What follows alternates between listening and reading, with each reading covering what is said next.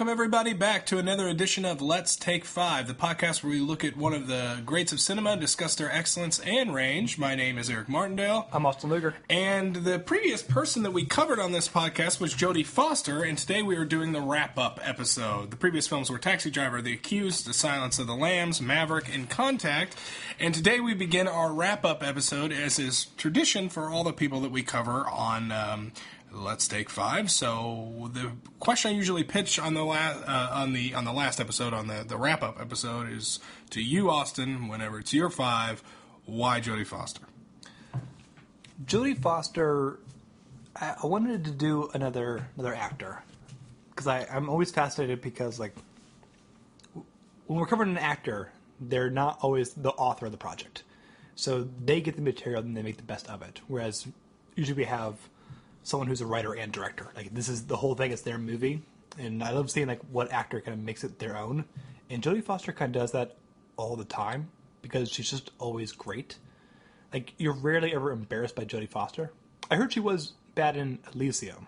Or is everyone bad in Elysium? I can't remember. It's Elysium, so who cares? Yeah, I didn't see it.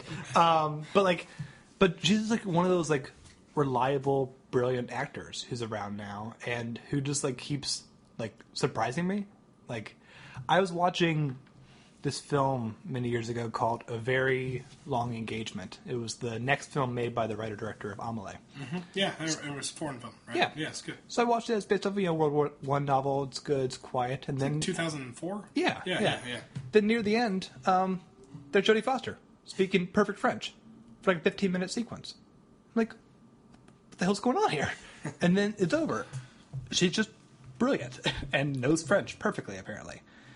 That's just kind of like, I wanted to see her again, and it was kind of fun to watch her from being 11? Is that how old she was in Taxi Driver? Somewhere around there, 11 to 13, somewhere in that range.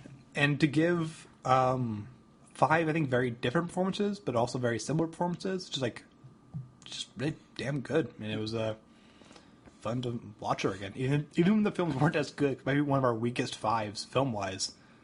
She just rocked, and every film was better because she was in it. Yeah, when we're talking about whether someone by the Academy is recognized as winning 2 Academy Awards for Best Actress, that means something. I mean, that's pretty amazing, to do something like that. And when they do, they come in bunches. You get. What was I going to say? Like Tom Hanks, he won his back-to-back and whatnot, yeah. So that can happen from time to time, and she won hers, 2 or 3 years apart. I always forget Hilary Swank's one of those people too. Yeah, that has star at the core. Yeah. It's just interesting, but she's recognized, outside obviously of this podcast too, as being, when you've done something like that or have accomplishments like that, and you have performances like she does, even when the movies aren't as good, you're. At that point, you're pretty transcendent as far as your ability to overcome even the source material that you're in. I think you're absolutely right. I think that I could say that this is the worst 5 films, to me, that we have covered. There are 2 films of this. One film I don't like, which was Contact, and then one film that I don't have an opinion on, really, Maverick. And The Accused, I don't think that's a very good movie. I think it's okay. But she's incredible at it, you know, and she transcends that. She rises above that. Even when the source material lets her down, she's always consistently brilliant. Of course, she has The Silence of the Lambs and Taxi Driver, so it's almost hard to say that because those 2 films go down in the annals of film lore as being 2 of the greatest films ever made, and there's someone out there right now who thinks Taxi Driver and Silence of the Lambs are the 2 best films ever made, at least the 2 best American films. I'm just not a huge fan of Taxi Driver. I just missed the boat on that one for some reason. But she's incredible in that, once again, and even as we see her grow up. I was thinking, we have her, okay, and we do. The last film that she was in that we cover was a film that came out in 1997, and part of me went, Jesus, that's a long time ago. But then I thought, we still covered 3 decades with her because we have her in the 70s, we have her in the 80s, we have her in the 90s. So she's been brilliant for such a long time that I think that's perfectly reasonable that we ended it like that. There were a couple things she'd done recently that I was so tempted to do, but because it's such a surprisingly good movie, but Inside Man, that Spike Lee heist film. I like it a lot. She's great in that as like the closer like character. Basically, has to like come in and like fix all the corporate shit. She's awesome and intimidating. And the thing that like, if we just completely broke format and I couldn't even like rationalize my way around it. She's also a really good director. She was doing a lot of interesting directing work. I don't like any of her directing films that much, but she directed a really, really striking episode of Orange is the New Black. When season 2 premieres, it is still unlike any other episode of the whole show. Not like a dream episode or anything like that. A character is forced out of the prison, not to like freedom, but to go somewhere else, and nothing is explained. It's just really tense and confusing, and you just don't know what's going on. She directed the hell out of that. Like, I really wish we can cover that, but that's not at all what the show is. But she's just so interesting. Yeah, she is. She's very interesting, and it's hard to think about. You know, I mentioned this a lot earlier when we did movies. Right when we sort of started, it was like, you know, there is no movie Hall of Fame, you know, no cinema Hall of Fame. And we have the Walk of Fame, but we don't have like a Hall of Fame, you know, and everyone's in the Walk of Fame. You buy it. You literally do. Yes. So it's like, who cares, right? You know, but you can't tell this history of a film without talking about Jodie Foster. She's that big. You know, one film that I was thinking of that's not a very good film, but she's really good in it again, is Panic Room. She's really good in that movie. It's just not a very good movie. Yeah, it's. I think it's okay, but she's fantastic in that. Yeah, it's Fincher sometimes thinks he's making a thriller when I'm like bored. He has a tendency to do that, and I think David Fincher's a pretty good director, really. But I think he's in my Kubrick category of like, I don't think he's a good director, but he has like 3 masterpieces. Yeah. So like, I'm annoyed because of Social Network. I think that's kind of what. I also love Gone Girl a lot. I haven't seen Gone Girl, so I think you'd like. And I do like Fight Club, and I know you don't. Nope. And I do like Seven, and I don't think you like Seven too. I do from memory. I So, barely remember it, right. but there, regardless, we'll save that for the David Fincher one. But she again though, that's an example of her transcending a movie that I don't think is very good. So as with her career, I actually find the 5 to be kind of apropos as far as that's concerned, because she's done that. She's done this a lot. I haven't seen Flight Plan, but I bet she's good in it. I mean, yeah, she is good in it. You've seen Flight Plan? Yeah. That's great. Seen everything. Yes. It's a weird ripoff of Hitchcock's Lady Vanishes with Peter Sarsgaard. I mean, we can't lose because it's set on a plane that's 2 stories high. Yeah. That thing feels claustrophobic like a 2-story plane. Yeah. Okay. Fine. Whatever. But my sentiment, I think, still holds. But she's good. I mean, she has to carry the idea that like her daughter's missing, and no one believes that she even had a daughter. And she sells the hell to that. And everyone else is going like, calm down, we're doing a Flight Plan. But if we could calm down to a Flight Plan, if we could do 6 degrees of separation between Jodie Foster to bad Hitchcock ripoffs, we could go Jodie Foster was in Flight Plan, but we go Jodie Foster was in Contact with David Morse, right, who was in Disturbia, which is a ripoff of Rear Window. Which we said last Friday. I love the wrap up. So you get away with stuff like that. But really though, so like while I say this, and I think I mean it like period into sentence, this is the worst 5. I like spike it. I think this is the worst 5 we've done. She's still great. She is. And I'm looking at her other work and like just films I want to like watch or rewatch, because like The Hotel New Hampshire is a very strange adaptation of a John Irving novel that I think she's very good in. Very strange, meaning it is an adaptation of a John Irving novel. I like that a lot. I've not seen Little Man Tate, but I want to. I hear great things about Nell. My dad likes Nell. Yeah, I haven't seen Nell, but like actually, haven't heard great things about the movie. I heard that she's great in it because like she's that's what he thinks too. Right, because like she's like is her right who was like born in the wilderness. Oh, I don't know. I didn't see it. I just know my dad likes Nell. I'm looking at IMDb. So I watched the X-Files, a lot of it for the Immortals months back, and I finally got into a run that actually was like liking a lot of the episodes. And there's just this amazing episode where this guy has like evil tattoos, which sounds stupid, but like it's really psychotic, and his tattoo keeps talking to him. And also, this is having Scully right after she does something terrible about herself, just kind of like going crazy and trying like she sleeps with this guy and then tries to bring him down. And Jodie Foster is the voice of the talking tattoo, and it's so creepy. Like, it's actually one of my favorite episodes of the show. Well, speaking of that, Jodie Foster had something pretty creepy happen to her that we haven't referenced on this podcast. You know what I'm going to say, right? Right, yeah. Yeah. The guy shot Reagan. Yeah, the guy shot Reagan and paralyzed one of Reagan's bodyguards, or Secret Service men, did that to impress Jodie Foster and had stalked her for years. I want to say like a decade. Right. I think he liked her in Taxi Driver. Yeah. And Reagan was shot in like 85 or something? In the mid-80s. I'm not sure exactly. But yeah, that guy did that for Jodie Foster. That's weird. Oh, yes. That's pretty bizarre. It is. So I know that she doesn't talk about that in interviews and whatnot, and I don't blame her for that. Do not blame her. Do not blame her for that. But yeah, no, it's just something weird that is certainly followed her around. We're talking about it on the podcast here because I brought it up because I'm a jerk. But it did. Yeah, that is interesting. But it's that happening is actually a great episode of The Americans. What? The Americans? Yeah, no, yeah. Sure. The Reagan getting shot confuses the fuck out of Russia and America. So you're watching all the characters go, what's happening? Did you redo this? Did you do this? It's all about Jodie Foster. It's a whole, episode about that.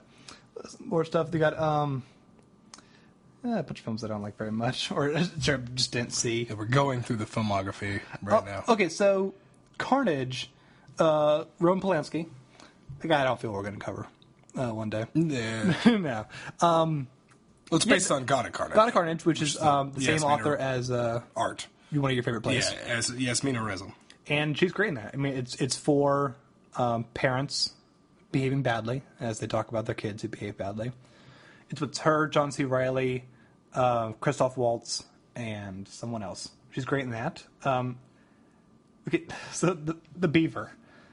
Have you seen The Beaver? I have not seen The Beaver, but I know, you know what it is? It was the first attempt Mel Gibson attempted comeback after that she kind of like organized, basically. Yeah. Like he was in a movie last year too. Well, yeah, he got a Best Director nomination. So. Well, not that. There was a movie that was coming out. I remember the trailer was just him doing a monologue that was very like art imitating life about. Oh, really? How? Yeah. Anyway, whatever. Go ahead. So this was one of the scripts in the Blacklist, which is that unpublished screenwriting competition that anonymous producers say these are the best unproduced screenplays, and it won that one year. And per tradition, it got made to a movie, and it was a bad movie. So, what do you know? But it's a very strange movie about a very depressed, like suburban dad who just kind of loses his mind and has a puppet that's a beaver, and he talks with an Australian accent and decides to run his life. It's a very tonally off movie that does so well when it's all about Mel Gibson and his wife, Jodie Foster, which also directed the movie. Like, those scenes work so well. I don't really know what the subplot with Jennifer Lawrence is all about, and Anton Yelnats. But it's really like, beautiful. Like, she still is like really good friends with Mel Gibson. Probably because they recognize that Maverick is the best thing they've ever made, and they'll have to kind of go back and chase the dragon. That is one of the most confounding things, kind of about her. Not because she shouldn't be friends with Mel Gibson, just it is interesting. Not like if you just even if you took out like Mel Gibson's one of his several anti-Semitic rants, or him the verbal abuse he did to his wife, which I always question when I'm really angry and someone's recording me. I kind of question the other person's mind as well. But that said, those things did happen. And her, who just, I don't know, they seem like very dissimilar people. It is interesting. And that's not to say like Mel Gibson's a bad person. I don't know Mel Gibson. I just know what I've seen. And it's just really interesting. They seem like weird bedfellows. He's deeply religious. She's not. She's a lesbian. He's a womanizer. I don't really know that for a fact, but I'm just saying, that idea you have of them. It just seems bizarre. Yeah. And she, he has an amazing performance in that movie, and I really do attribute it to her direction. I mean, the script is a bit all over the place, and tonally she doesn't nail it as a director, but there's some really nice moments between the two of them. And I'm very excited now. I don't think I knew this, but apparently season 4 of Black Mirror, she's going to be directing an episode. So I am going to be watching it first. Well, you're going to be watching it anyway. It doesn't matter. I love Black Mirror.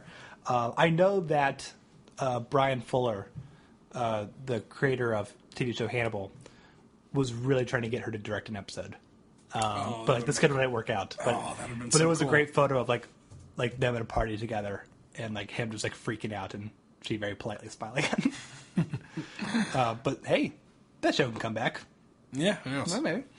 I hope it does, because it's a great show. I love that she did not come back for That's Hannibal. interesting. That's going to be one of her more interesting choices not to do. I mean, I wonder if she just read the script and thought, this is horrible. Had to have. Yeah, because I can't really fathom another reason why she wouldn't come back. Because Anthony Hopkins come back. It's Ridley Scott directing. Mm-hmm. Who's a bad director? Yeah, who also has a couple masterpieces. Yeah, I know. Yeah, but he's got 40 bad movies. Yeah, and obviously they are match like Men from Prometheus. Yeah. But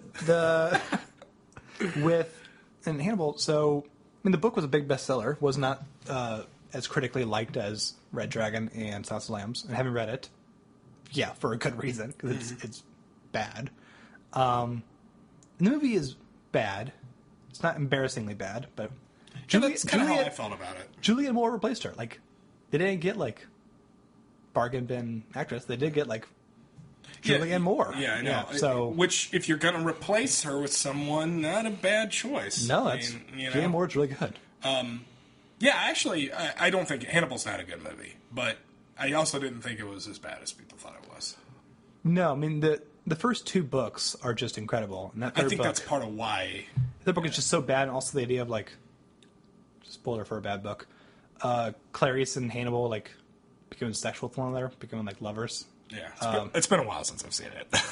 Well, I don't remember the movies. I don't remember, like, I just read the book again because I was into the Hannibal TV show. I'm like, I never supposed to read this book. Wait, they sleep together? Oh yeah. Oh, that's weird. Oh, no, it's not sexy. I'm against this. Yeah, no, I took a photo of the grossest page I've ever seen. I'll tweet it from the account. Did they start biting each other? No, well, okay. Maybe. No, it's just like trying to be like, it's just bad. It's bad stuff. But all the Verger stuff from the show is from that book. Yeah, okay. But made coherent in the show. Yeah. So imagine the incoherent version of that. Well, yeah, no, that's the worst part of the whole series of the show to me, to be honest with you. Yeah. I mean, there's some good stuff there, but it gets almost comic which booky they there. added. Yeah, okay. All the comic stuff is in this book. Yeah, that's weird. Like, what happened to the Vergers? Anyhow, that's a vagueness for Hannibal. That guy, all the stuff that she's not in of the canon. That guy's great though. That plays Verger. Who is that? Oh, it was Michael Pitt. Michael Pitt for season 2. I'm gonna kill you. I like that line. But yeah, so Jodie Foster's great, and I honestly like she's makes a movie like every once in a while. Like make more. Yeah, I mean, she's being selective. It looks like, but I saw her in some movie. Like I caught a piece of it on TV where she was riding a train and she had a gun and she'd been harassed, and it was recent. It had been within the past. That movie's been made within the past 6 or 7 years, and she has a gun. She maybe shoots a guy. I don't know. Well, it's one. If you've seen it, you know what it is. Maybe it's the Brave one. Maybe it's Anna and the King. No, it's not that's that. That's the King and I without music. Anyway, ready to close the book? Yeah, this was fun. Jodie Foster's great. All right. Please act more. I am closing the book. Boom. Book is closed. We have to have books around here. We have no prop for that. I'm not adding any sound effects. So Jodie Foster is out the door now, and we have to announce we need to bring on our next 5. This is exciting. What are we going to be watching for a little over a month? So I thought about this for about 2 seconds. Good. Because I thought I wanted to cover, if there's a Mount Rushmore of films, I wanted to cover someone who I think most film connoisseurs are going to unanimously agree that this person is on that Mount Rushmore. I mean, this person was in charge of a studio. Yeah. This person has one of the most iconic silhouettes of the medium. Yeah, and even transcends the medium. It's true. This person borderline invented the medium. Yeah, you can make a strong argument for that. And that person is Charles Chaplin. I thought we were just going to do Maverick again. All right. So we are going to be covering Charlie Chaplin over our next. What if I said? Who could I have said to make that funnier? I just wanted to do Brett Maverick. I'm just going to review Maverick 5 more weeks until you like it. Well, what if I said after all that Mel Gibson? No. So the 5 films that we are covering, and this was actually, I think, because we have an idea of what the film's going to be before we move into the films are going to be before we start talking. Mm-hmm. They're usually written out and then we read them, but we actually had a long debate about this. And then we'll talk more on the wrap up of this, the one we were sort of debating getting in there. But the 5 films that we settled on were The Gold Rush, Modern Times, City Lights, The Great Dictator, and Monsieur Verdoux, or Mr. Vortex, depending on where you are in the world. So these are the 5 films that we're covering. There was some debate about some other films, but I think it was ultimately decided, first of all, the Tramp is the most iconic character. That's why we're devoting 3 films to him here. 3.5. 3.5. Yeah, exactly. Yeah, 3.5 to him. We didn't want to do 4.5. Yeah. So ultimately, it was decided. That's why Vortex makes it, and we could have, and then would have been great movies too, in their own right. But this is what we have ended up with. I'm very, very excited. There's a couple films on here I have not seen. City Lights and The Great Dictator. I own both of those films. Both of them are 4-star masterpieces. The Great Dictator, I think, is one of the best movies ever made. Austin thinks City Lights is one of the best movies ever made. So we're going to hate doing this. Yeah, this is going to be a rough one. I mean, this is also fun because it's our first silent film. 3 of the 5 are silent. Yeah. We also, because we're just unofficially sponsored by the Criterion Collection. It's unofficial because they don't pay us. We just promote them all the time. Yeah. It's a great system. This is the first time where all 5 of them are on it, which means you can see all 5 on filmstruck.com. You have a subscription there. Also, Wait a minute. Which link later? Oh, that's School Rock. Yep, so close. Yep. We'll wait for that criteria. Yeah. But also, a number of these are still in the public domain as well. I believe the first 3 Tramp films. So this is actually rather easy to see all these 5 and play along with us. And if you've ever seen a silent film, you're kind of thrown off by one. The Gold Rush was my first one, and it's actually really helpful. And the preferred version to watch it actually is a new, as of like 50 years ago, cut that Chaplin made where he narrates it himself. So you actually will get some sound with it, and fewer title cards. So it's a good way to transition into silent cinema, which was a really cool thing that happened for 20 years and never again.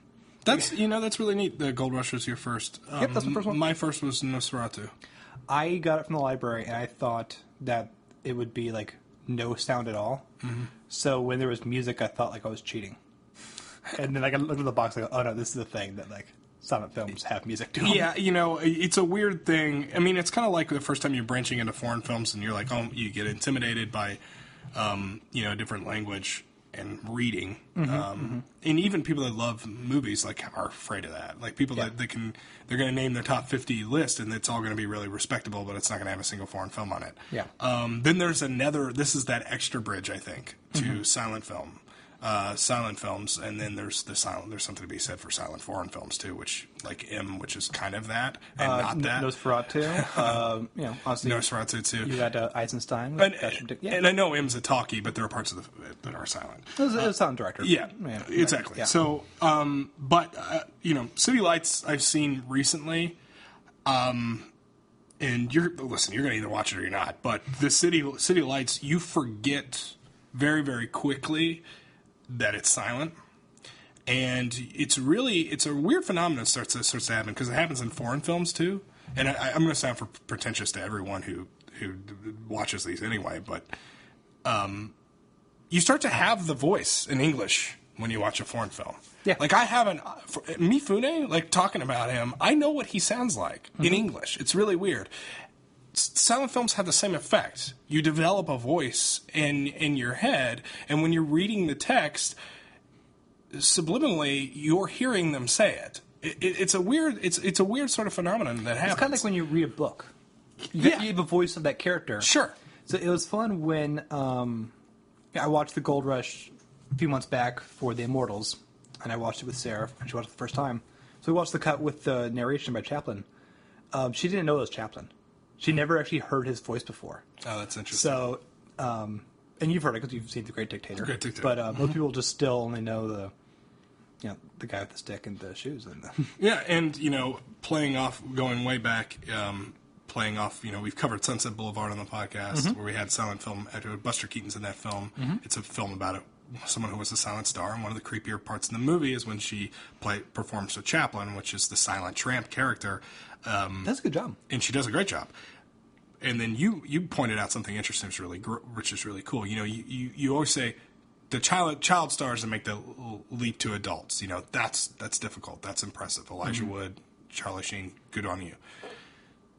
The actor that made the leap from silent movies to talkies, that's something else entirely.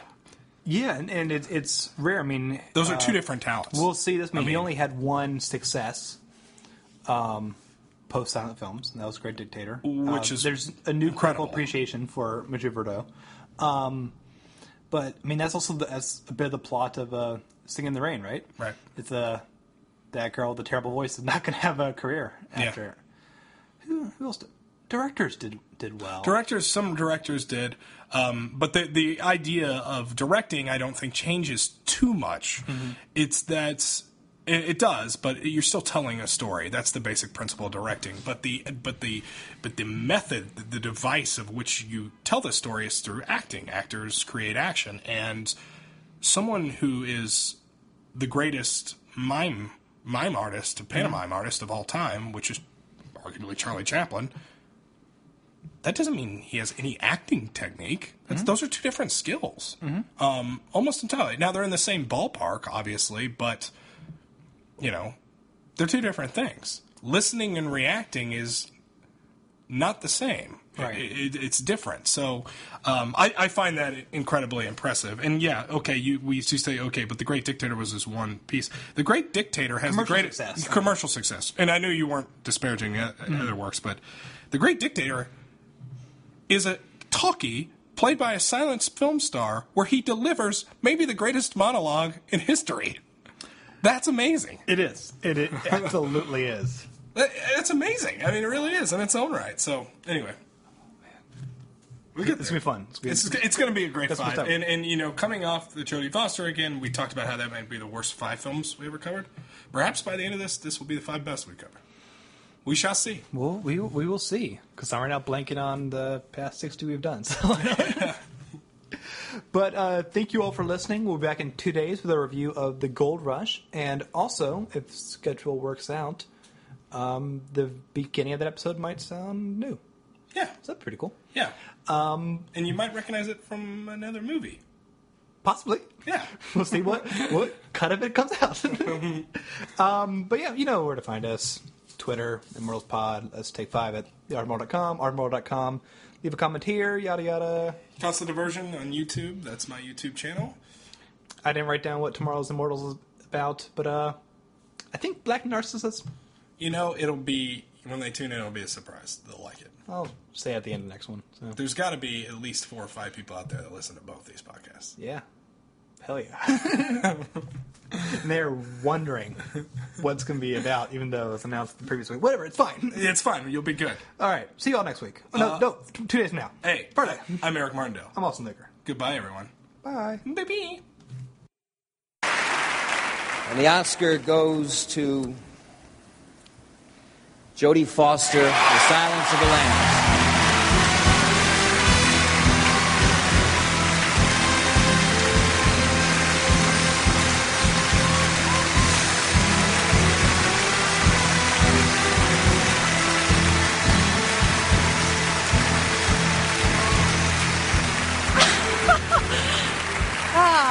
this has been such an incredible year, and I'd like to dedicate this award to all of the women who came before me who never had the chances that I've had, and the survivors and the pioneers and the outcasts, and my blood, my tradition. And I'd like to thank all of the people in this industry who have respected my choices and who have not been afraid of the power and the dignity that entitled me to. And I'd like to thank Ted Talley and Thomas Harris, Jesse Kornbluth, everybody at Orion the way it used to be and the way it will always be in my heart. John Douglas and everybody at Quantico, the incredible cast and crew of Silence of the Lambs that Jonathan put together, and of course, the reason that I'm here, Anthony Hopkins, quid pro quo doctor, and my guru, Jonathan Demme, not just for his talent, but for his goodness, I promise you. And I'd like to thank my team of people, the only people I talk to every single day, my agent and friend, Joe Funicello, thank you, and Matt Saber, Pat Kingsley. I'd like to thank my family and my family of friends, the trusted ones, the circle, and most of all, I'd like to thank my mother, Brandy, my friend, the person who has loved me so much and so well that she taught me in inimitable Little Man Tate fashion to fly away. Thank you, and thank the Academy for embracing such an incredibly strong and beautiful feminist hero that I'm so proud of. Thank you very much. Mike and Carol, you won the bet! Right on!